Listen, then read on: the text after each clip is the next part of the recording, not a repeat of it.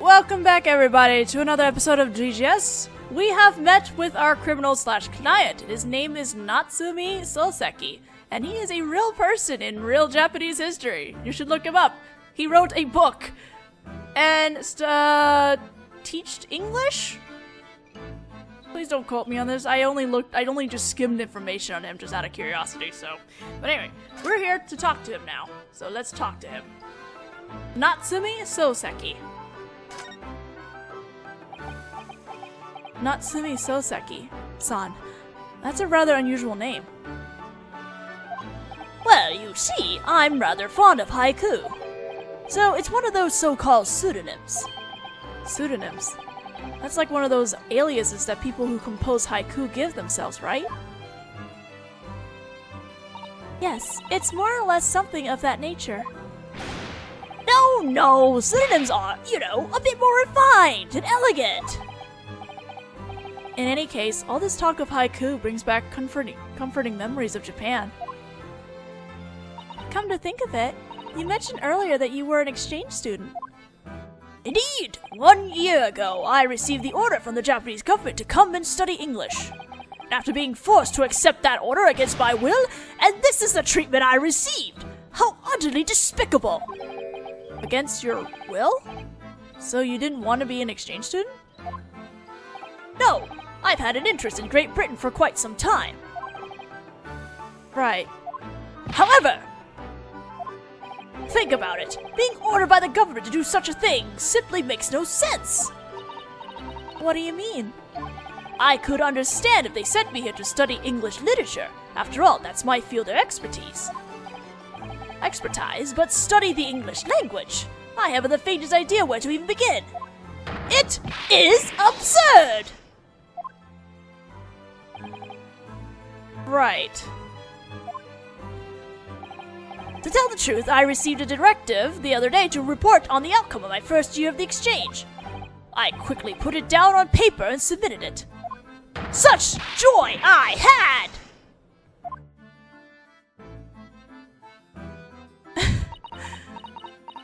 You seem to be a rather extraordinary man. Yes, that. I hear that a lot. He puffed out his chest with pride as he said that. Your charges. So, what were you arrested under suspicion of? I didn't do it. I would never commit an atrocity such as murder. Murder, you say? No. Now that you mention it, I suppose she didn't die. Oh, that was Natsuki, sorry. But she was stabbed with a dagger right before my eyes. Before your very eyes? So then, did you see the attacker? That would help us. I did not. Eh? If I had, I wouldn't be here right now. This is true. It seems that it won't be quite so simple. Why? Why did she have to go and get herself stabbed in front of me? This is all the fault of the curse of London's spirits of the dead. Such trouble they've caused! He's supposed to be the guilty party here, and yet he still didn't see who did it? Either way, let us ask him for more details about the incident.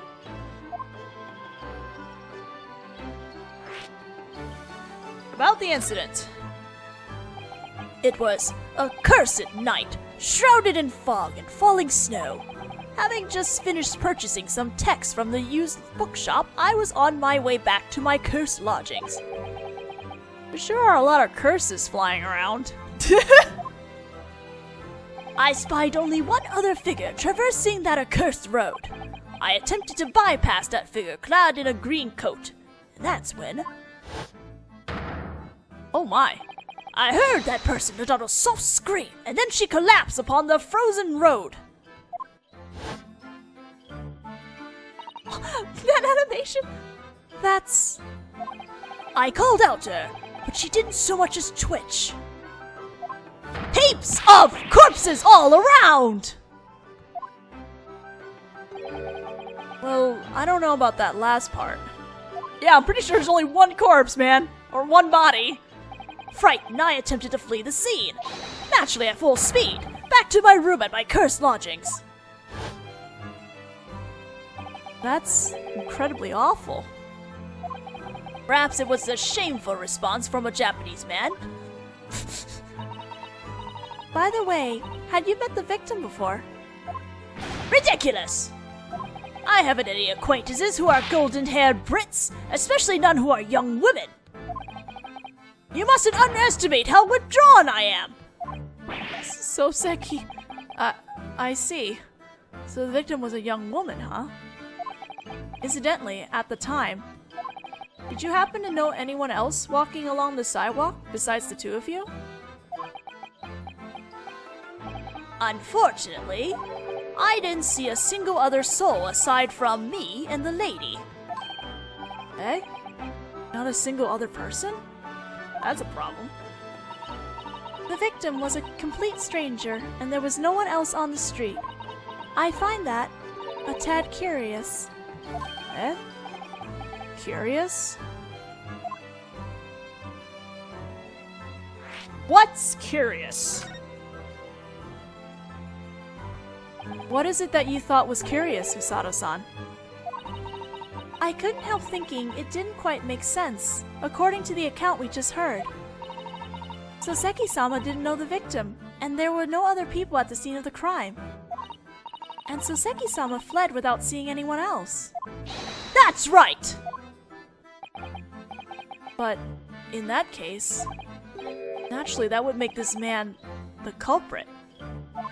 Ah! You... What did you just say? No, I didn't say anything. I guess I must have mumbled what I was thinking. That's not the issue that was bothering me. Why on earth was Soseki-sama arrested? Eh? Soseki-sama didn't lay a finger on the victim, and there was no one else at the scene. In that case, how did Scotland Yard find out who it was that fled the scene? Oh, she's got a point. Oh, it was him. It was because of his cursed famous deductions that I was arrested. How shameful! Cursed famous deductions? It couldn't be. The name of that man who apprehended me, I shall never forget it. The man who refers to himself as a famous detective, and that unforgivable, invigorating loud laugh of his. Begone, evil spirit! The Sherlock Holmes! I shall curse you until the day I die! I was right. Oh boy. Holmes-sama. I'm no Sherlock Holmes. I didn't expect his name to come up here. I fled from that nightmare street back to my room. The next morning, I was munching some French bread. Suddenly, some men stormed into my room. "This is a yard! Lay that weapon down on the table!" they shouted at me. French bread might be awfully crunchy, but who would ever attempt to use it as a weapon? With fortitude and vigor! Oh my god. Natsuki is so fun, but holy shit, he's so intense. That's quite a morning you had. And right in the center of all those detectives was him, flashing that blinding smile of his. His name was the Sherlock Holmes. Apparently the isn't actually part of his name. I heard later on that he was this city's famous detective. That is why he refers to himself as a famous detective. It seems he arrived at my dwelling by employing some unnervingly accurate deduction, claiming that feeble, hunched-over old me was the fearsome knife man. I wonder what sort of amazing famous deduction he used to figure that out. Setting that aside, the reason you were arrested was simply because of the conclusion drawn by Home-sama's famous deduction. That seems awfully high-handed, whatever the circumstances. Well, to be perfectly honest, that morning when they suddenly burst into my room, I was also a touch confused. I'm sure you were. That's completely understandable. They shouted in that rapid English at me, who was already shaking like mad. Be so unsportsmanlike! Well, we are in Great Britain. I don't think we can hold it against them for using English. My mind went blank. Suddenly I realized that I was being expected to answer a question. Just as I earnestly shouted out, "Yes, I do, and I'm fine!" When I realized they were slapping handcuffs on me and shoving me in here, that's what happened. Well, how can I say this? I kind of understand now why they did it. Oh boy. Mr. Naruhodō! You can just call me Naruhodō-kun. Pardon me. Great Britain has completely changed me. I simply wondered if you might act as my defense in my trial tomorrow. I could rest easier knowing you understand. You don't mind, do you? Well, Why? Why did you have to pause there? to be honest, I'm just an exchange student, just like you. Exchange student? I've only acted as a defense attorney once in British court, but when it comes to what to believe in and fight for in this country's courts, I still don't really know. Naruhodō-sama. On top of that, I'm not even a proper exchange student. I'm just, how can I put this? A substitute. But your armband! That's the emblem of a defense attorney in our country, isn't it? This is a memento of the real exchange student. He was my best friend. Memento?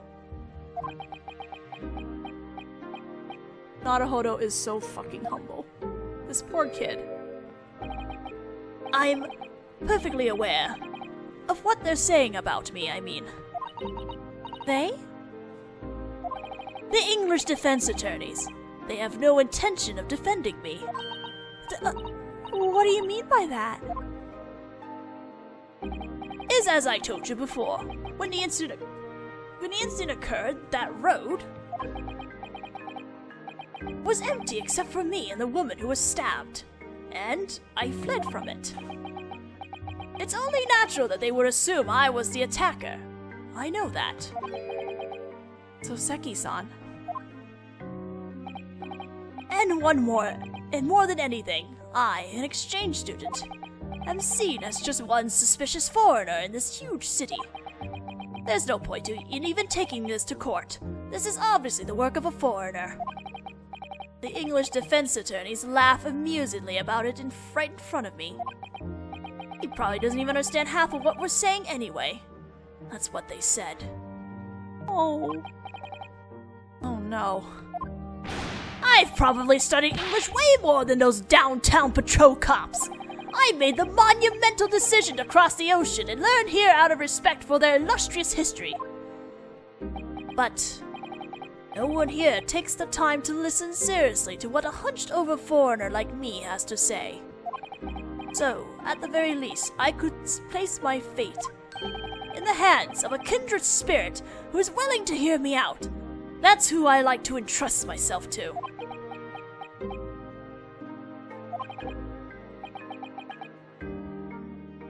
But I won't force the matter. Even I can tell by looking at your face that you've been through hardships. Soseki-san.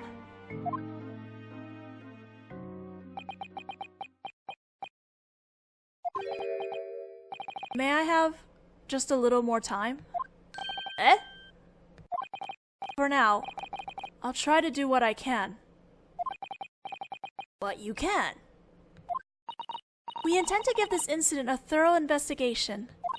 If we manage to find any clues, we certainly want to be of service to you. Yes, I understand. I will be waiting then. Substitute exchange student Naruhodō! Now then, let us be off, Naruhodō-sama. We've got a battle ahead of us. Well, before we go, we can present the armband here, so we're going to do that. That's the symbol of a top-class defense attorney in our homeland. Which means, in spite of your hesitation, you're going to defend me. Actually, I didn't show it to you with that intention in mind. What other intention could you have possibly had in showing me such a thing? Looks like I only managed to upset him. Good job, Naruhodō. Okay. Alright, we're heading now to Briar Road.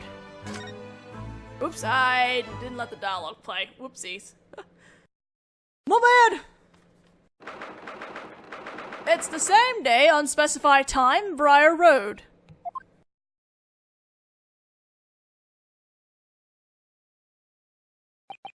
So this is Briar Road, where the incident occurred. Oh, look over there, Naruhodō-sama. Those helmet-like uniform caps. There's no question about it. It's Scotland Yard. Their officers seem to be in the midst of their investigation. Yeah, well, they're police officers, so that only seems natural. But it's Scotland Yard!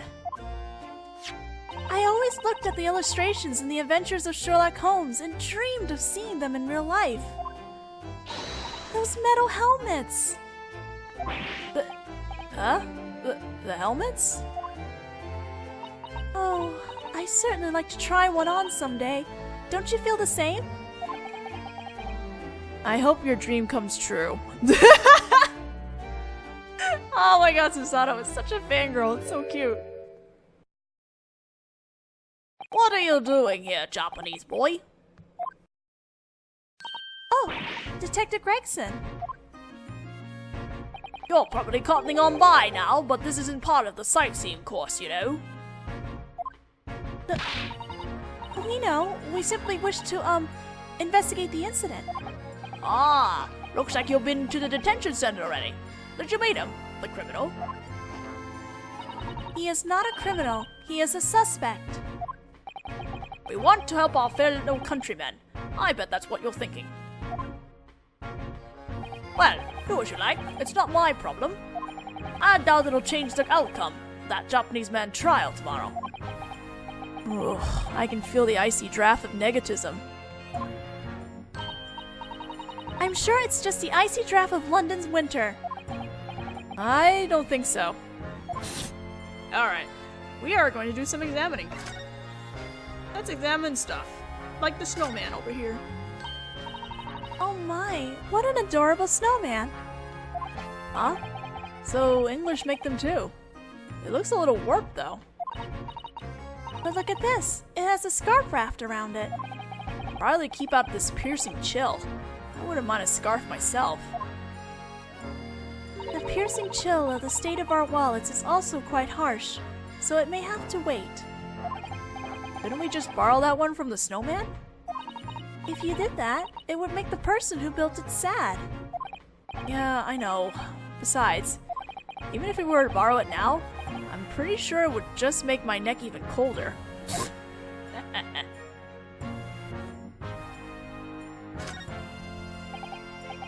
That sidewalk is where the incident occurred, isn't it? It's fairly spacious and has good visibility. That's true. I don't see anywhere someone could hide. Oi, what do you want? What do you think you're doing, you chinks? We just wanted to investigate. I bet you two are in cahoots with that mustached Japanese man. In cahoots? You're here to destroy evidence, aren't you? Not on my watch. Off with ya, shoo!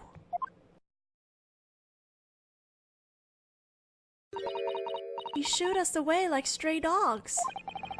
I guess we better not get too close. Oh, that's not fair. I'm apparently examining a distant rooftop, and I'm like, which rooftop? I guess we're going over here.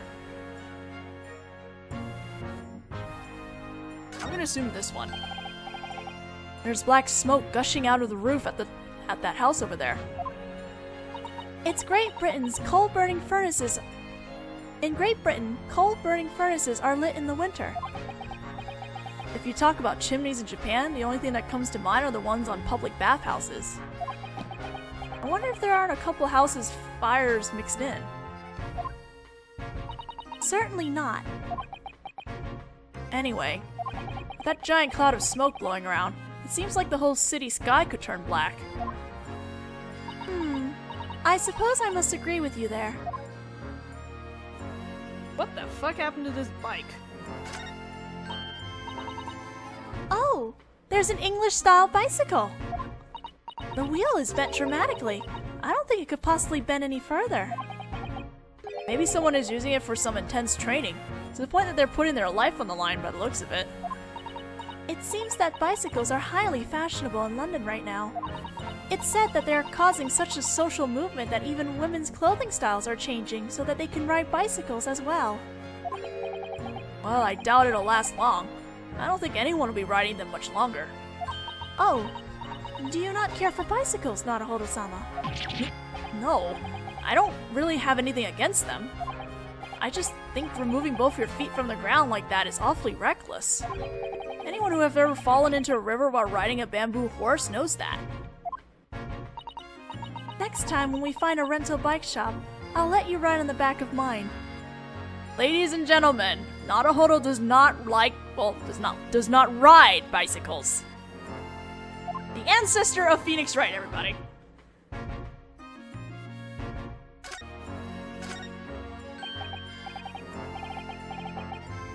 Huh? Take a look at the windows on that building. The windows? They're all sealed up with bricks. Oh, I wonder why they did that. Perhaps it's an abandoned house that no one lives in. But look, there's smoke rising from the chimney. Ah, there's still so many things about English culture that I don't understand.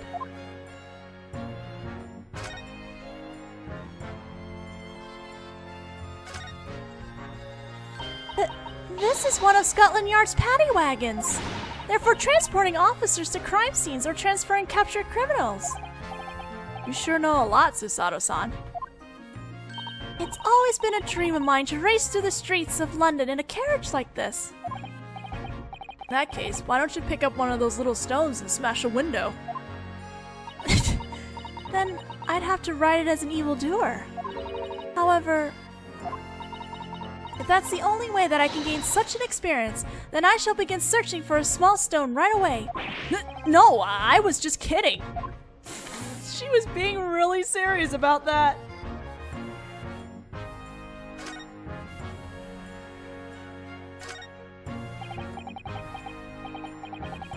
The sidewalk has snow on it, but on the street it's got wheel marks crisscrossing all over it. It seems that many carriages use Briar Road, so the snow doesn't stay on it for long.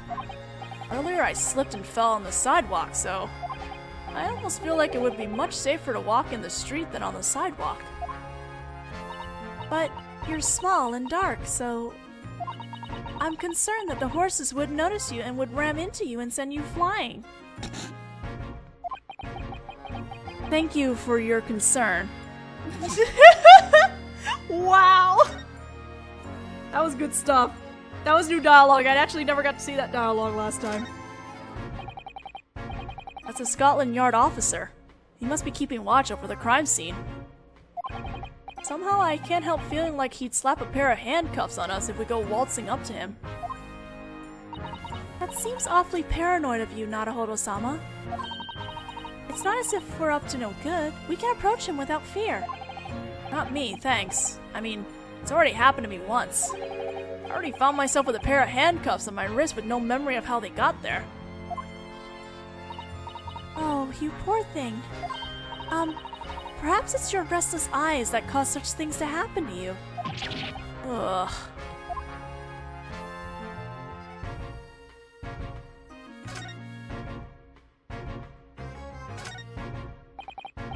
It's quite gloomy. It's quite a gloomy,